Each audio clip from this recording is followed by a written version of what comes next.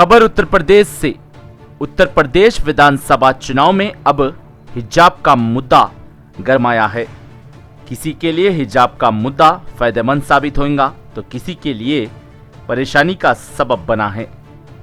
इस बीच मरहूम राहत इंदौरी का एक शेर याद आता है, सरहदों पे बहुत तनाव है क्या, कुछ पता करो चुनाव है क्या। कुछ ऐसा ही हिजाब के साथ हो रहा है। कर्नाटक रियासत में ही हिजाब का मुद्दा अब नहीं रहा, देश की हर रियासत में हिजाब का मुद्दा गरमाया है। असदुद्दीन अवैसी एक बयान देते हैं। अवैसी बयान में कहते हैं कि एक दिन ऐसा आएगा हिजाबी महिला ही भारत की प्राइम मिनिस्टर बनेगी। उसके बाद देश के हर बीजेपी नेता अवैसी पर हमलावर हो रहे हैं। मंत्री गिरिराज सिंह ने अवैसी पर हमला किया तो कई दिग्गज व नेता भी अवैसी पर हमला किए। सबसे पहले आपको अवैसी का वो बयान सुनाते हैं, आखिर अवैसी ने कहा क्या है। अवैसी और गिरिराज सिंह का बयान आपको सुनाते हैं। एक दिन याद रखना तुम गांड की जनता, शायद मैं जिंदा नहीं रहूंगा, तुम देखना एक दिन इस देश की प्रधानमंत्री एक बच्ची हिजाब पहन के प्रधानमंत्री बनेगी। जब असदुद्दीन अवैसी टोपी पहनकर पार्लियामेंट में जाकर बीजेपी के 300 एमपियों के सामने खड़े होकर आपके इंसाफ की बात कर सकता है तो हिजाब और निकाब पहना कौन सा गुनाह हो गया। कि 1906 से एक बार सफलता मिल गई जिन्ना को, जो भारत को तोड़ने का काम किया, लेकिन अब ओवैसी जो ये कह रहे हैं कि देश में एक दिन हिजाब वाली प्रधानमंत्री बनेगी, यहाँ तो मुसलमान हमने अब्दुल कलाम आजाद को बनाया, हमने कई भेदभाव नहीं किया है, लेकिन शरिया कानून वाला नहीं बनेगा, देश में इस्लामिक स्टेट नहीं बनेगा। अब्दुल कलाम आजाद बनेंगे लेकिन गजवाए हिंद नहीं होगा। अब्दुल कलाम आजाद जैसे लोग होंगे लेकिन देश का इस्लामिक स्टेट नहीं बनने देंगे। जो ख्वाब है न ये पाकिस्तान बनेगा न ये अफगानिस्तान बनेगा। उत्तर प्रदेश विधानसभा चुनाव के दूसरे मरहले के लिए कल जो वोटिंग होने वाली है, 9 जिलों के 55 विधानसभा सीट पर वोटिंग होंगी। 9 जिलों में से 7 से 8 जिलों में मुसलमान वोटर्स की बड़ी संख्या है, जिसमें मुरादाबाद, संभल, रामपुर, सहारनपुर, बरेली ऐसे जिले हैं। और योगी आदित्यनाथ के चेहरे पर हवायां उतर रहे हैं। अगर कल मुस्लिम वोटर्स एक तरफा वोटिंग करते हैं तो उत्तर प्रदेश की लखनऊ जाने के लिए योगी आदित्यनाथ को बहुत परेशानी होगी।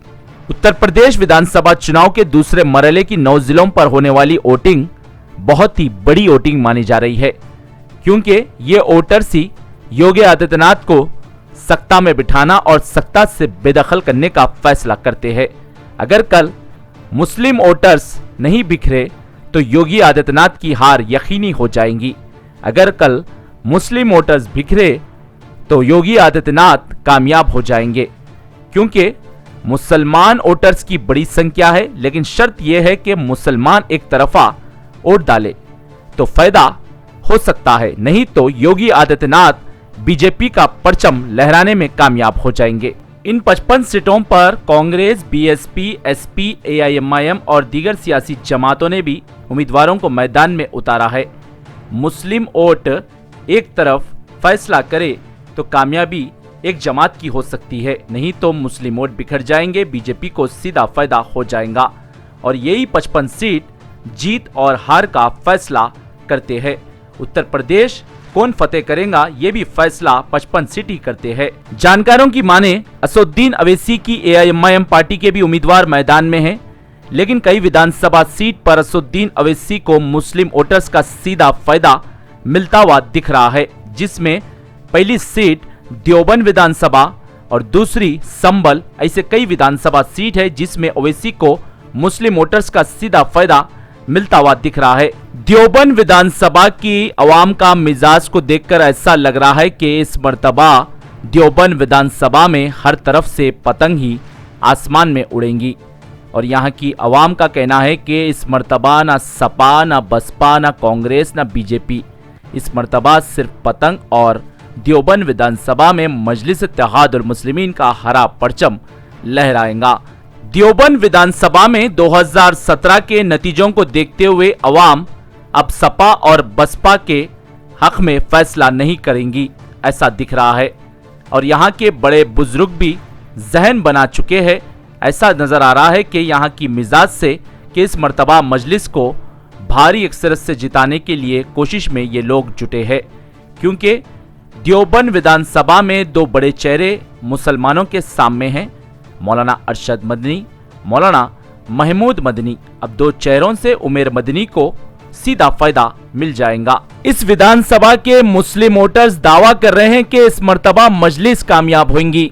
अभी वोटिंग नहीं हुई, लेकिन यहाँ के मुसलमानों में जोश मजलिस के लिए काफी दिख रहा है। अब देखना होगा 10 मार्च को देवबंद विधानसभा में भगवा लहराएगा या फिर हरा परचम मजलिस का लहराएगा। ये तो फैसला अवाम का रहेगा, अवाम किसे आशीर्वाद देंगी और किसे नहीं। 10 मार्च के नतीजे जो भी हो, हिंदुस्तान की सियासी तकदीर तय करेंगे। ब्यूरो रिपोर्ट, भारत की तरक्की।